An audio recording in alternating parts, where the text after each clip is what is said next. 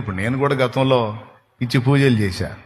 మళ్ళీ సాంస్క్రిట్ శ్లోకాలు మంత్రాలు చదివి మరీ పూజలు, ఏదో దండం పెట్టి కొబ్బరికాయ కొట్లు వేసి రావటం కాదు.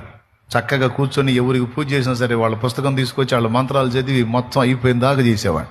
అన్ని చేసి అన్ని చరిత్రలు చదివి నాలో పనిచేసిన అరిషడ్ వర్గాలన్నీ వాళ్లలో కూడా పనిచేస్తాయని గ్రహించి కామ క్రోధ లోభ మోహ మదమాశ్చర్యములకు నేను బానిసనైనట్టు వాళ్ళు బానిసలేనని గుర్తెరిగి సన్యాసి రాసుకుంటే బూడిద రాలిద్దని నేను పాపినై ఉండి నేను మొక్కేవాళ్ళు పాపులై ఉండి ఆ పాపులు ఈ పాపిని ఏం బాగు చేస్తారు?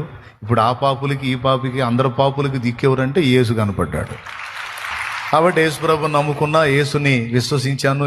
నేను పుట్టుక నుంచి యేసుప్రభుని ఎరిగినోడిని కాదు, కాబట్టి నన్ను నమ్మొచ్చు. యేసుకు మించిన దేవుడు లేడు. యేసే నిజమైన దేవుడు, యేసే పరిశుద్ధుడైన దేవుడు, యేసే ప్రేమగల దేవుడు, యేసే మన సృష్టికర్త అనడానికి యోగ్యుడు. యేసు అందరి